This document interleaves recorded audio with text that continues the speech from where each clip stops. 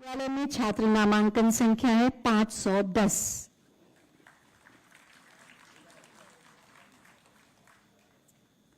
तालियां जोर से बजती हैं तो एक संगीत का आभास होता है। लखीमपुर खीरी से श्रीमती मोहिनी श्रीवास्तव, सहायक अध्यापिका, छात्र नामांकन संख्या आपके विद्यालय की 433।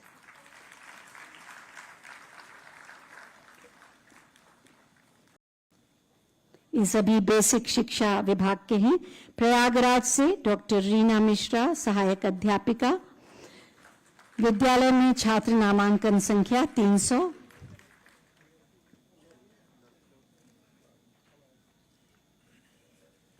आपकी तालियों से जो सम्मान मिलता है वो इन्हें बरसों याद रहेगा। गोरखपुर से श्री प्रमोद कुमार सिंह, सहायक अध्यापक, आपके विद्यालय में छात्रों के नामांकन की संख्या 460। ये सभी बेसिक शिक्षा के अध्यापक और इसके बाद माध्यमिक शिक्षा के प्रधानाचार्य और अध्यापकों को सम्मानित किया जाएगा। इस क्रम में सबसे पहले श्री राम प्रकाश गुप्त जी प्रधानाचार्य हैं, हमीरपुर के, छात्र नामांकन संख्या 1500।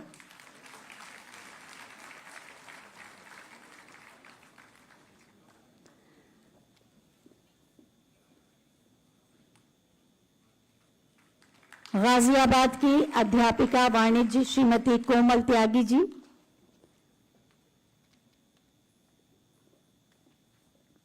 गाजियाबाद की श्रीमती कोमल त्यागी जी, अध्यापक वाणिज्य, 2700 छात्र नामांकन संख्या है।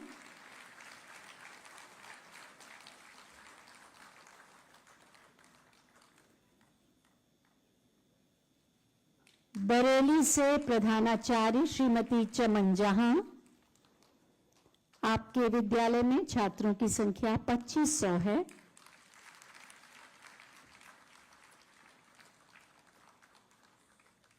₹25,000 की धनराशि, सरस्वती देवी की प्रतिमा, शॉल और प्रमाण पत्र। जौनपुर के डॉक्टर जंग बहादुर सिंह जी प्रधानाध्यापक हैं, 1377 छात्र संख्या, 1377।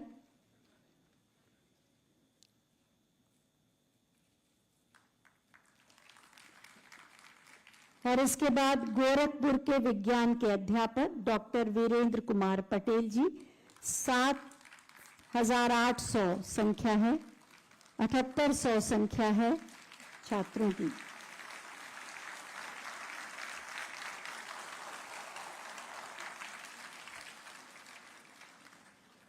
बहुत बहुत धन्यवाद माननीय, आपके मंगल कामना और आशीर्वाद का बहुत बहुत धन्यवाद। उन सभी शिक्षकों के 81 शिक्षकों के लिए जोरदार तालियां हो जाएं जिन्हें आज सम्मानित किया जा रहा है। ये सच है कि शिक्षक एक सशक्त राष्ट्र की नींव गढ़ते हैं और आज जब हम विकसित भारत और आत्मनिर्भर भारत की बात करते हैं या समर्थ और विकसित उत्तर प्रदेश के स्वप्न को संकल्प का रूप दे रहे हैं माननीय मुख्यमंत्री जी, ऐसे में शिक्षकों की भूमिका बहुत ही महत्वपूर्ण हो जाती है। आज शिक्षक दिवस के अवसर पर निश्चित रूप से उनका मार्गदर्शन हमारे अगले भविष्य के पाथेय बनेगा मार्ग का। मैं बहुत ही आदर के साथ माननीय मुख्यमंत्री महोदय से अनुरोध करूंगी कि आज के इस अवसर पर अपने बहुमूल्य मार्गदर्शन से हमें अनुग्रहित करें। आप सबकी तालियों के प्रणाम के साथ।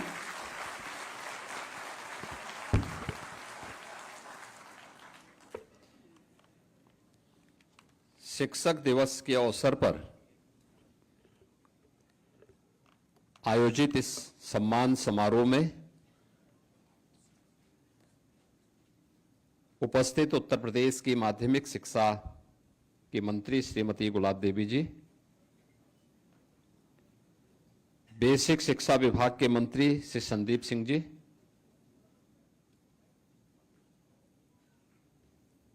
अपर मुख्य सचिव और प्रभारी मुख्य सचिव बेसिक और माध्यमिक श्री दीपक कुमार जी, महानिदेशक स्कूली शिक्षा श्रीमती कंचन वर्मा जी, आज के इस समारोह में उपस्थित हमारे सभी माननीय जनप्रतिनिधिगण, शिक्षा विभाग के सभी हमारे अधिकारीगण,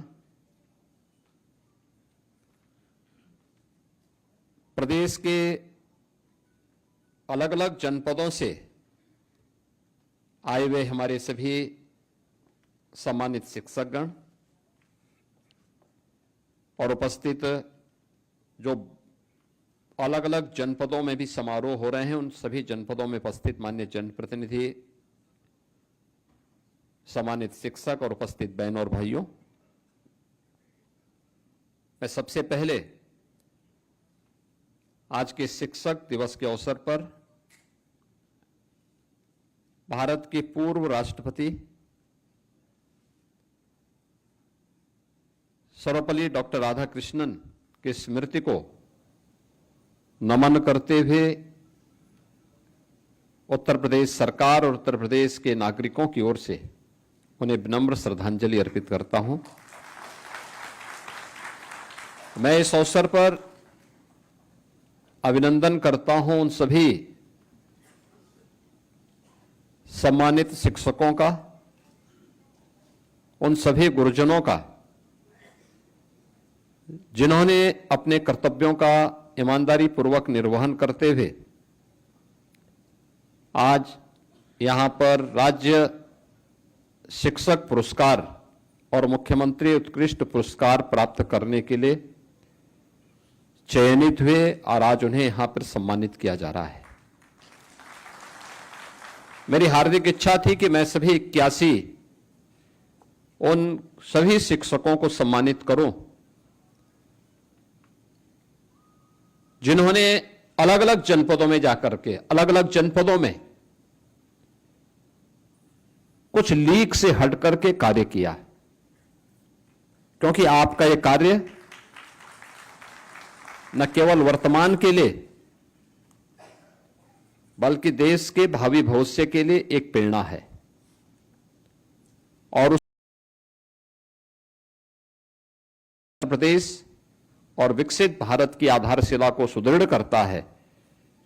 इसके लिए मैं आप सबका हृदय से अभिनंदन करता हूं। मैंने पिछले जब से शिक्षक दिवस के कार्यक्रम के बारे में चर्चा हुई, मैं पिछले एक सप्ताह 10 दिन से देख रहा था सोशल मीडिया प्लेटफॉर्म पर भी और विजुअल मीडिया के माध्यम से भी उन शिक्षकों के बारे में बहुत सकारात्मक बातें आ रही थी और ये मेरे लिए इसलिए महत्वपूर्ण था क्योंकि इस नए सत्र में विद्यालय प्रारंभ होते ही हम लोगों को सबसे पहले नकारात्मक चीजें ज्यादा देखने को मिल रही थी। लोग एक नकारात्मक वातावरण बना रहे थे। एक तरफ हम लोग स्कूल चलो अभियान चला रहे थे और दूसरी तरफ प्रदेश के अंदर एक नकारात्मक वातावरण शिक्षा के क्षेत्र में फैलाने की कुत्सित चेष्टा हो रही थी। उन स्थितियों में जब हमारे बेसिक और माध्यमिक शिक्षा से जुड़े हुए और स्ववित्त पोषित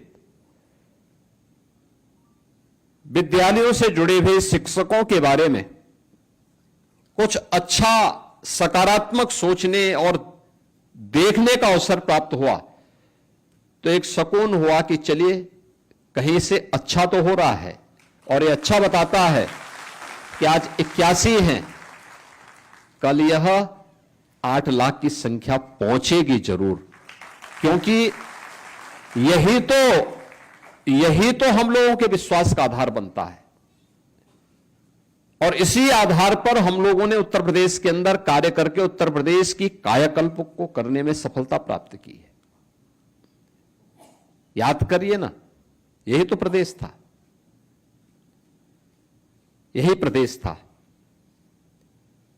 क्या शिक्षा के क्षेत्र में, क्या स्वास्थ्य के क्षेत्र में, क्या अर्थव्यवस्था के क्षेत्र में, क्या सुरक्षा के क्षेत्र में, क्या कृषि और जल संसाधन के क्षेत्र में, क्या रोजगार और कौशल विकास के क्षेत्र में, हर एक क्षेत्र में हम लोग बॉटम 5 में थे।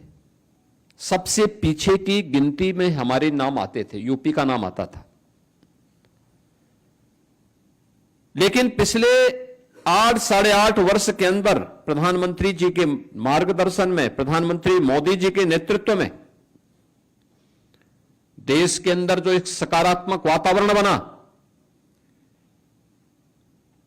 उस सकारात्मक वातावरण को पिछले 8-8.5 वर्ष में उत्तर प्रदेश ने हाथों हाथ लिया।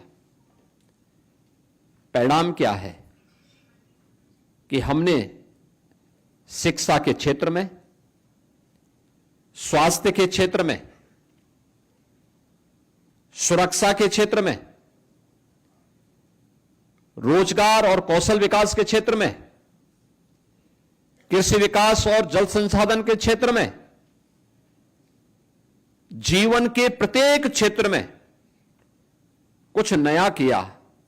नए करने का परिणाम रहा कि 17 के पहले जिस उत्तर प्रदेश को बीमारू राज्य कहा जाता था, आज वही उत्तर प्रदेश अब बीमारू नहीं, भारत के विकास का ग्रोथ इंजन बनकर के भारत की एक ताकत बन रहा है।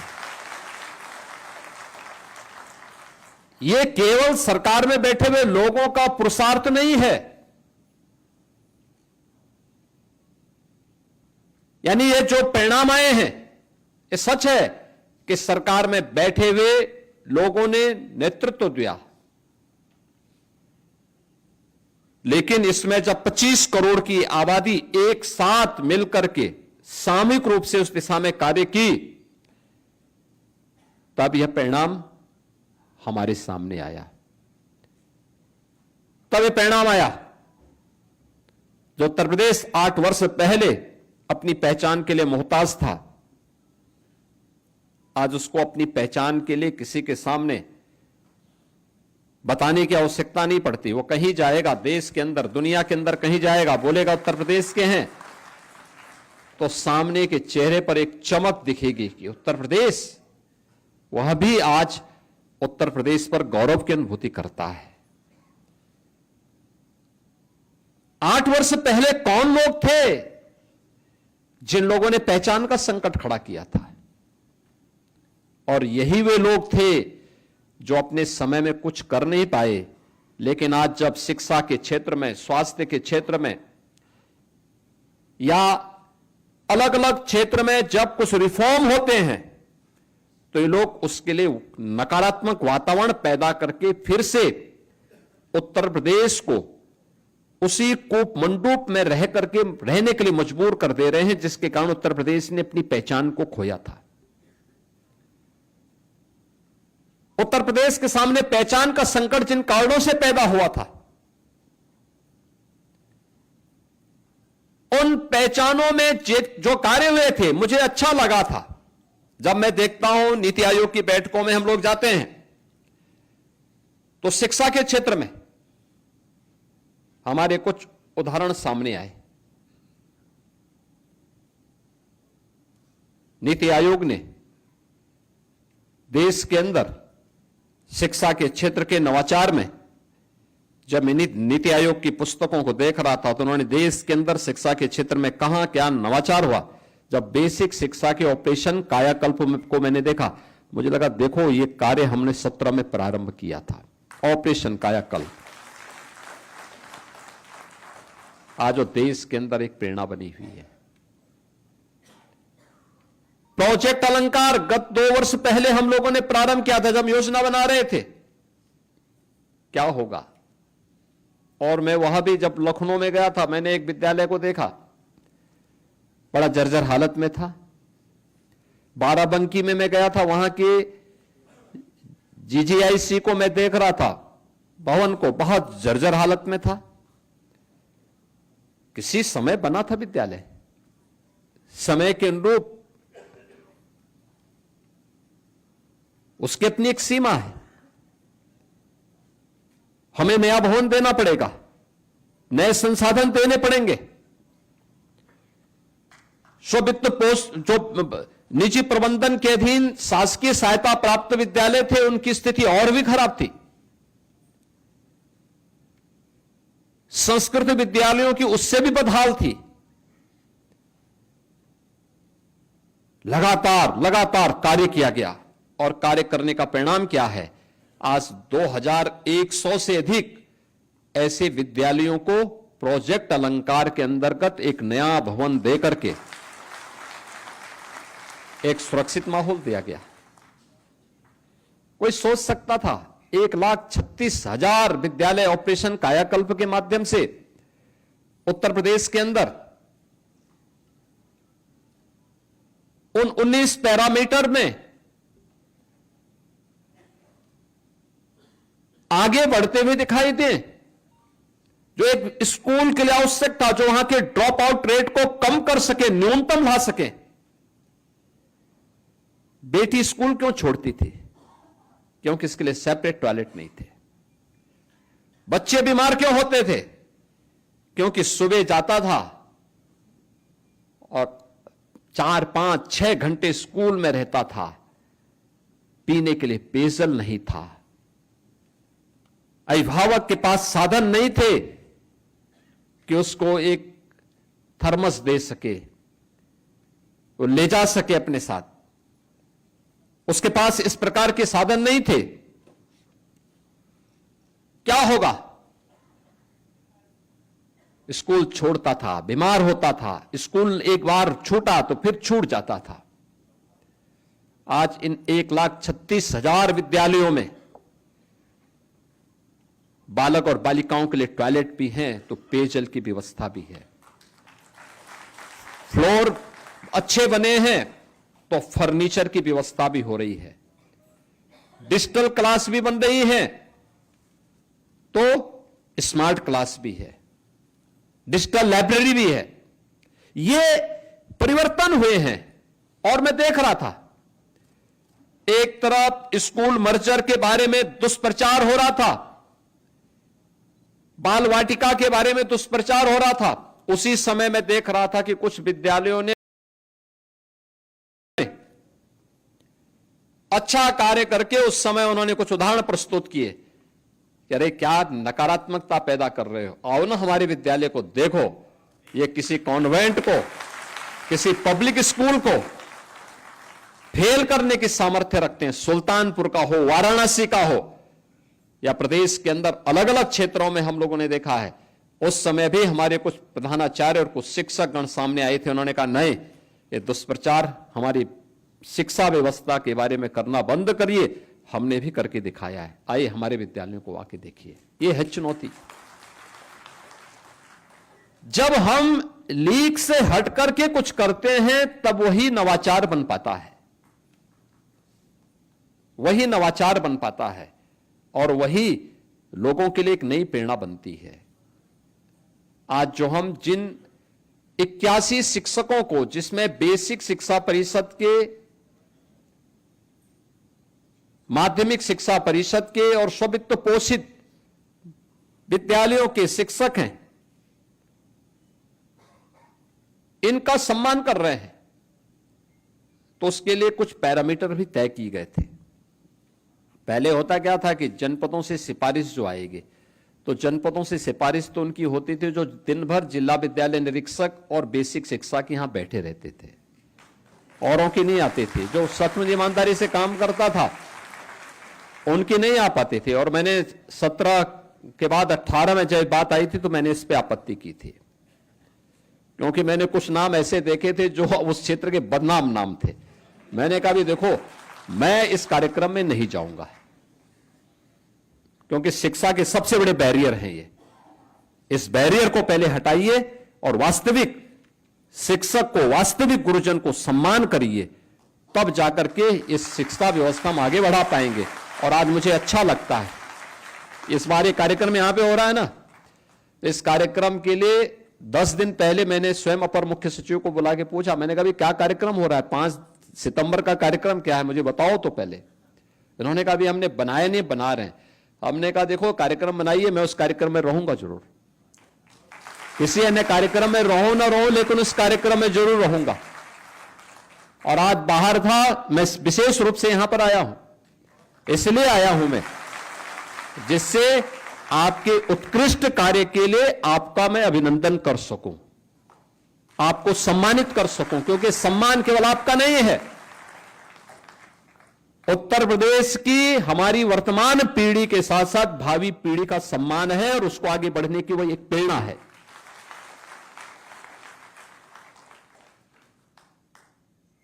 माध्यमिक शिक्षा 17 के पहले पूरी तरह बदनाम हो चुकी थी। अच्छे लोग भागते थे, पठन पाठन का माहौल तो कोसों दूर था। जो शिक्षक पढ़ाना भी चाहता था अपने आप को अपमानित महसूस करता था, कोई माहौल ही नहीं था।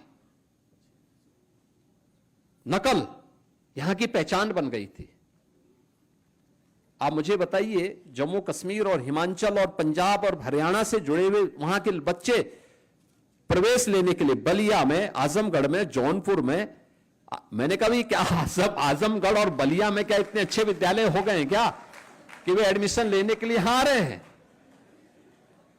लखनऊ में नहीं, नोएडा में नहीं, गाजियाबाद में नहीं, सहारनपुर में नहीं, यानी उस कोने से 1,500 किलोमीटर दूर जाकर के, और वो भी सुदूर गांव के किसी विद्यालय में। तो हम लोगों ने कहा कि भाई यहां पे थोड़ा इनके सेंटर बदल दो और अपने आप ही ये सब ठीक होगा। और अब तो सीसीटीवी कैमरे भी लग गए, और कितना रिफॉर्म हुआ देखिए। 56 लाख बच्चे माध्यमिक शिक्षा परिषद के बोर्ड की परीक्षाओं में बैठते हैं। 56 लाख बच्चे। पहले 17 के पहले इन परीक्षाओं में लगता था 3 महीने का समय, और अब 14 दिन के अंदर परीक्षा और अगले 12-14 दिन के अंदर परिणाम, 1 महीने के अंदर। यह है रिफॉर्म। हमने समय की बचत भी की है, लेकिन साथ साथ ये सभी बच्चे जो आज इस परीक्षा से उत्तीर्ण होकर के निकलेंगे या निकल रहे हैं, आज वे जाकर के कहीं भी बोलेंगे कि हमने उत्तर प्रदेश माध्यमिक शिक्षा बोर्ड से अपनी परीक्षा उत्तीर्ण की है, कोई उस पर प्रश्न चिन्ह नहीं खड़ा कर सकता, कोई नहीं खड़ा कर सकता। एक गलती हमारी थी कि हमने देश के सबसे उत्कृष्टतम बोर्ड को कटघरे में खड़ा किया था। 2017 के पहले एक कटघरे में खड़ा हो गया था, लेकिन अब वो कटघरे में खड़ा नहीं होने वाला है, अब आगे बढ़ेगा। ये रिफॉर्म हुए हैं, और उस रिफॉर्म के ही क्रम में जो लोग इस रिफॉर्म के सारथी रहे हैं, उन लोगों ने वास्तव में बहुत अच्छी प्रगति की, बहुत अच्छा कार्य किया, और उसका परिणाम था कि हम लोगों को भी लगा कि नहीं, इस क्षेत्र में हमें करना होगा। याद रखना, शिक्षा केवल शिक्षा नहीं है, एक अक्षर ज्ञान मात्र नहीं है। ये किसी भी सभ्य समाज और किसी भी समृद्ध राष्ट्र की आधारशिला है, एक नींव है। यहां से जो कुछ भी हम गढ़ेंगे, जो कुछ भी हम आगे बढ़ाएंगे, वही आगे चल करके देश को नेतृत्व देगा, समाज को एक नई राह दिखाएगा। और उस राह को दिखाने के लिए आप एक पथ प्रदर्शक के रूप में ईश्वर ने भूमिका आपको प्रदान की है। यह आपका सौभाग्य है कि इस भूमिका में आप अपने को कमतर मत ताके। एक बहुत बड़ी भूमिका आपकी होती है। एक शिक्षक की तुलना किसी नौकरशाह से नहीं हो सकती, किसी नेता से नहीं हो सकती, और मत करिए किसी नेता से, किसी नौकरशाह से अपनी तुलना। आप अपने आप में एक अलग आपकी श्रेणी है, आपका सम्मान है।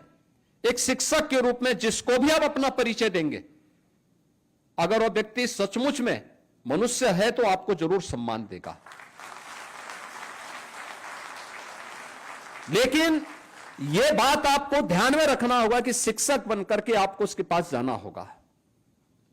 शिक्षक बनकर के आप अपनी बात उसके सामने रखेंगे, कोई भी ऐसी बात नहीं हो सकती जो फिर आपके लिए असंभव हो।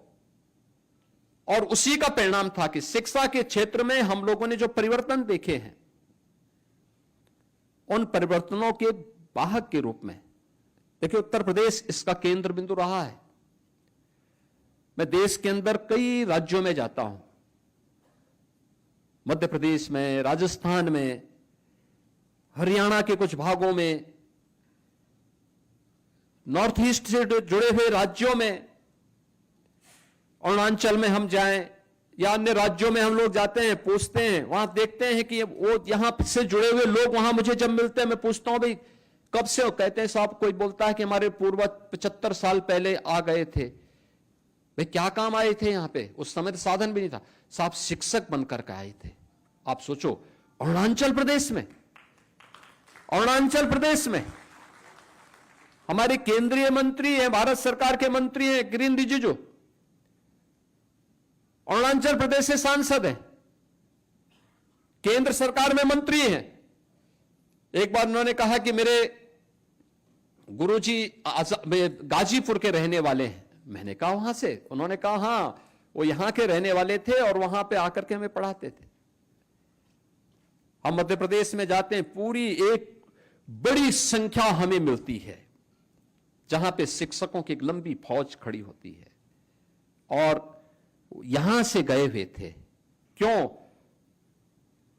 उत्तर प्रदेश एक बार यानी देश को अच्छे शिक्षक प्रदान करने वाला राज्य है, और क्यों ऐसी स्थिति आई कि लोग हम पे अविश्वास करने लग गए? ये पहचान का संकट। और इसलिए समय के अनुरूप हमें अपनी गति को एक सकारात्मक माहौल में आगे बढ़ाने के लिए तैयार होना होगा। एक सकारात्मक माहौल हमें पैदा करना होगा और सकारात्मक माहौल के लिए समय के अनुरूप हमें आगे बढ़ना होगा। तब प्रगति हो पाएगी, तब हम कुछ नयापन कर पाएंगे, तब नवाचार के हकदार बन पाएंगे, तब शिक्षा के क्षेत्र में कुछ नयापन दे करके हम लोगों के लिए एक नई प्रेरणा बन पाएंगे। केवल लकीर के फकीर बनकर के नहीं, लकीर के फकीर बनकर के हम कुछ नहीं कर सकते, कोई लक्ष्य को प्राप्त नहीं कर सकते। आज देश आगे बढ़ रहा है, हम उसमें पीछे नहीं रह सकते। शिक्षा का मानक क्या होगा? इस शासन में बैठे हुए लोग नहीं, बल्कि सामने बैठे हुए गुरुजन तय करने चाहिए, उनके द्वारा तय होना चाहिए कि हमें कहां पहुंचाना है शिक्षा को। आप शासन को बताइए, शासन उसको आगे लागू करेगा, उसमें सहयोगी बनेगा, लेकिन हमें उसके लिए मानसिक रूप से तैयार होना होगा। याद रखना, एक शिक्षक जीवन भर शिक्षक होता है, उसके मन में एक सीखने का एक भाव भी होना चाहिए और सिखाने की एक जज्बा भी होना चाहिए। ये दोनों बात एक साथ चलेगी, क्योंकि जब आपने जब आपने अपनी स्कूली शिक्षा पढ़ी होगी, तब इतना बड़ा पाठ्यक्रम भी नहीं था, इतने भारी भरकम सिलेबस भी नहीं था, और भी कुछ नया देश और दुनिया में हो रहा है, ये सब कुछ नहीं था। टेक्नोलॉजी इतनी इंप्रूव नहीं थी। आज हम बहुत आगे बढ़ चुके, आज टेक्नोलॉजी बहुत आगे बढ़ चुकी है। हम उसमें अपने आप को उससे अलग नहीं कर सकते, उससे अपने आप को अलग नहीं कर सकते, लेकिन आपके लिए वो उतना ही सरल भी है। थोड़ा सा प्रयास, थोड़ा सा अभ्यास, एक बार आपका अभ्यास, कोई कारण नहीं कि आप उसे प्राप्त न कर सकते हैं, अवश्य प्राप्त कर सकते हैं। उसी दिशा में एक नया प्रयास प्रारंभ हुआ है। जैसे बेसिक शिक्षा ने बाल वाटिका के एक नए कार्यक्रम को बनाया है। नेशनल एजुकेशन पॉलिसी में 6 वर्ष से ऊपर के बच्चों को बेसिक शिक्षा परिषद के स्कूलों में भर्ती करना है, तो 3 से 6 वर्ष का बच्चा कहां जाएगा? तो इसके लिए बाल वाटिका एक नया रूप आया है। बाल वाटिका के रूप में हम उसको बनाएंगे, और मुझे प्रसन्नता है कि 5000 से अधिक बाल वाटिकाएं इस सत्र में प्रारंभ हो चुकी हैं, जिसके माध्यम से 25,000 से अधिक बच्चों को वहां पर पढ़ाने लिखाने की कार्रवाई प्रारंभ हो चुकी है। हमारे जनप्रतिनिधि वहां जा रहे हैं, और हम लोगों ने इस बात को तय किया है कि सभी आंगनवाड़ी केंद्रों में और बाल वाटिका में जो भी बच्चे पढ़ेंगे 3 वर्ष से 6 वर्ष तक के हर बच्चे को, उसको हम मुख्यमंत्री पोषण मिशन के साथ जोड़ने जा रहे हैं। पोषण मिशन का मतलब वह स्वस्थ रहेगा, तो उत्तर प्रदेश की नींव सशक्त होगी और सशक्त होगी। वहां से हमें उसकी शुरुआत करनी है। दूसरा, तमाम ऑपरेशन कायाकल्प के बाद ही हम लोगों ने तमाम अन्य कार्यक्रम बेसिक शिक्षा परिषद में निपुण भारत के कार्यक्रम प्रारंभ हुए थे, अन्य तमाम प्रकार के कार्यक्रम प्रारंभ हुए थे, उसमें उत्तर प्रदेश ने बहुत अच्छी गति पकड़ी है। और याद रखना, आज जब नीति आयोग के माध्यम से और देश के अंदर शिक्षा के क्षेत्र में कार्य करने वाली तमाम संस्थाओं के द्वारा जब सर्वे आते हैं तो देश के अंदर सबसे ज्यादा प्रगति किसी राज्य ने की है तो उत्तर प्रदेश की स्कूली शिक्षा में बेसिक शिक्षा परिषद ने किया है। बेसिक शिक्षा परिषद ने किया है। लोग कह रहे थे, एक दिन मैं विपक्ष के एक मित्र की बात को सुन रहा था कि उत्तर प्रदेश की बेसिक शिक्षा परिषद में बच्चों की संख्या कम हो गई। मैंने कहा भी आपके समय में जितने बच्चे थे, टोटल बेसिक शिक्षा परिषद के विद्यालयों में, जिसमें बेसिक शिक्षा परिषद के साथ साथ निजी क्षेत्र का भी योगदान होता था, उन सब के बावजूद उससे भी 14 लाख बच्चे तो केवल बेसिक शिक्षा परिषद के विद्यालयों में ज्यादा हैं। और अगर हम निजी क्षेत्र का देख लेंगे तो उससे लगभग 60 लाख बच्चे ज्यादा आज भी बेसिक शिक्षा के अंतर्गत उनकी मान्यता के आधार पर उत्तर प्रदेश के विद्यालयों में पढ़ रहे हैं। आज उन बच्चों के लिए तमाम प्रकार की सुविधाएं भी दी जा रही हैं। बैग है, बुक्स है, शूज है, सॉक्स है, स्वेटर है, ये सभी दिए जा रहे हैं। हमारा प्रयास भी होना चाहिए, थोड़ा हम भी उसमें योगदान दे सकते हैं कि भाई अभिभावक को इसके लिए बाध्य करें कि जो पैसा दिया जा रहा है उस पैसे उससे बच्चों के लिए, बालिकाओं के लिए जूते मोजे खरीदे, यूनिफॉर्म साफ सुथरी करके रखें, विद्यालय का वातावरण साफ सुथरा दिखाई देना चाहिए।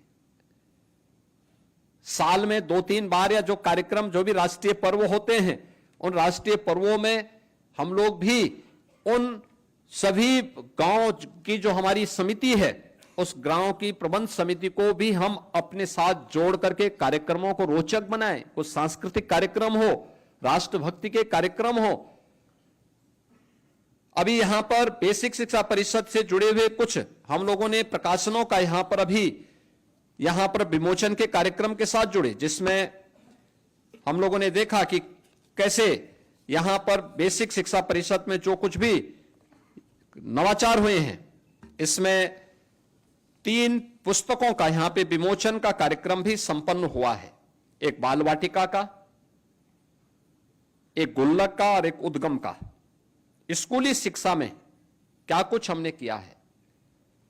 और मेरा आग्रह होगा एससीईआरटी से, याद रखना, जब हम पात्रों के नाम रखते हैं तो ये पात्र भारतीय होने चाहिए, प्रेरणादायी पात्र होने चाहिए।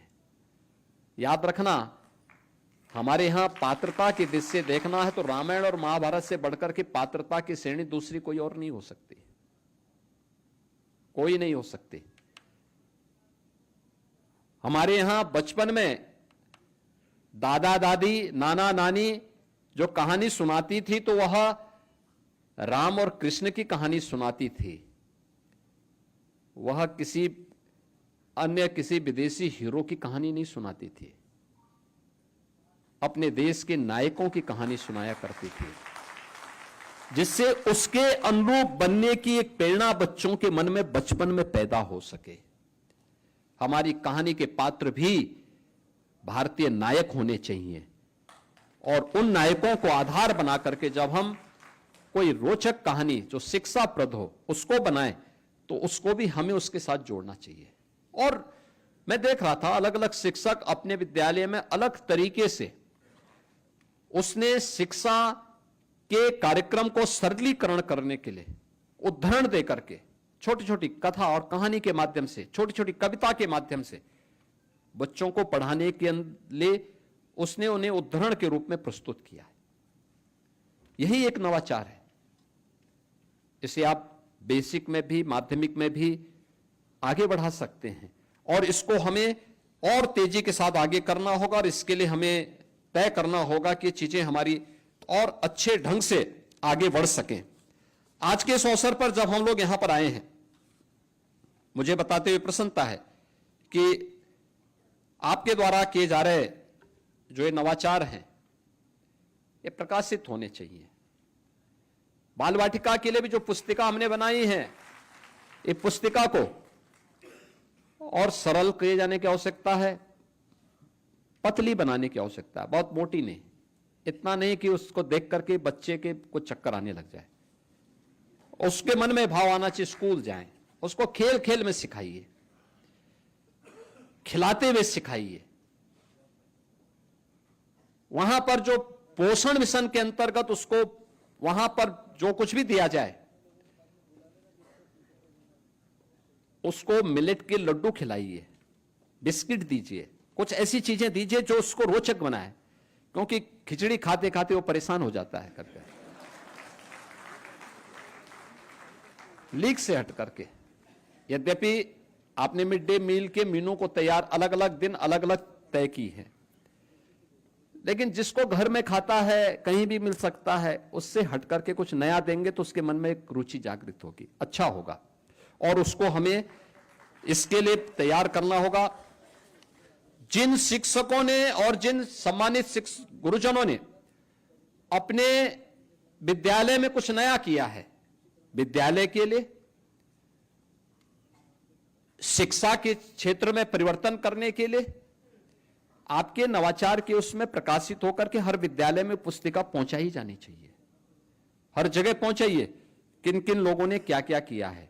और जिन 81 शिक्षक, जिन बेसिक शिक्षा के 66, माध्यमिक शिक्षा के शेष जो 15 शिक्षकों को या स्ववित्त पोषित के जिन 12 और 3 शिक्षकों को हम यहां सम्मानित कर रहे हैं, उन विद्यालयों में भी इन सभी शिक्षकों के बारे में विस्तार से और क्या क्या चीजें इन्होंने लिखी हैं, क्या क्या चीजें इन्होंने की हैं, इसको भेजिए वहां पर। थोड़ा अन्य लोग भी प्रेरित होंगे। वहां के असेंबली में इसके बारे में बोला जाना चाहिए, विद्यालयों की मॉर्निंग असेंबली में बच्चों के सामने बताया जाना चाहिए कि इन शिक्षकों को इस आधार पर हमने सम्मानित किया है। और यह प्रेरणा है शिक्षा जगत के लिए भी, वर्तमान के लिए भी और भावी पीढ़ी के लिए भी। और इसीलिए आप सबके प्रति मैं हृदय से अभिनंदन करते हुए आज के इस अवसर पर कुछ चीजें थी जो आप लोगों ने वो किया है, और मैं आप सबसे इस बारे में कहूंगा, अच्छा करिए। हम लोग आपके साथ में हैं, राज्य सरकार और ये डबल इंजन की सरकार आपके साथ में है। इस अवसर पर आज जब शिक्षक दिवस है तो स्वाभाविक रूप से आप सबके मन में भी होगा कि और क्या हो सकता है।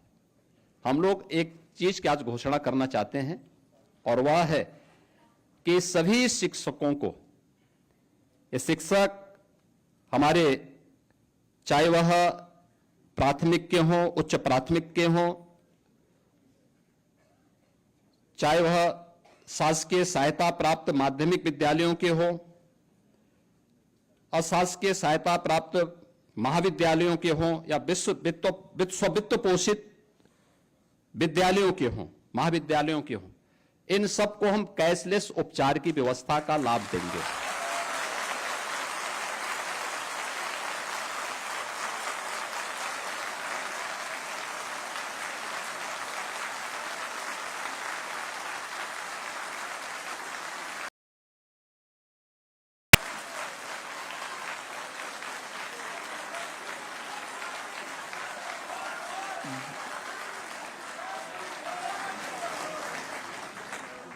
इसके साथ ही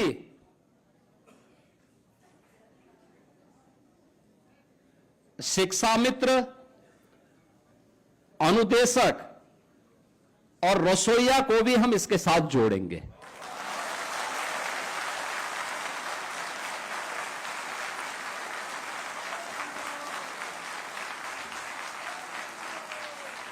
यानी यह उत्तर प्रदेश के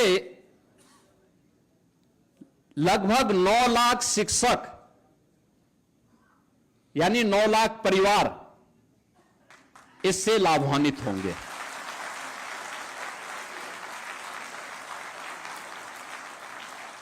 अभी हम लोग इस व्यवस्था को इसके साथ दे रहे हैं और मुझे लगता है कि ये सभी विभाग बेसिक है, माध्यमिक है या उच्च है, बहुत शीघ्र इस औपचारिकता को पूर्ण करते हुए एक कैशलेस उपचार की व्यवस्था का लाभ इन्हें उपलब्ध करवाने की दिशा में अपने कार्यक्रम को तेजी के साथ आगे बढ़ाए, एक समय सीमा के अंदर इसको पूरा कर लें जिससे ये सुविधा सबको प्राप्त हो सके।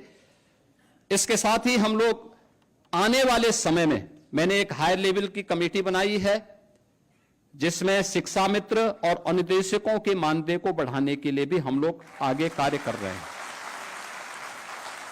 क्योंकि वे लोग भी कार्य कर रहे हैं और कदम से कदम मिला करके इस अभियान के साथ जुड़ते हैं। इसके लिए बहुत शीघ्र मेरे पास और रिपोर्ट आने वाली है और हम उस दिशा में कुछ बेहतर करने का प्रयास करेंगे।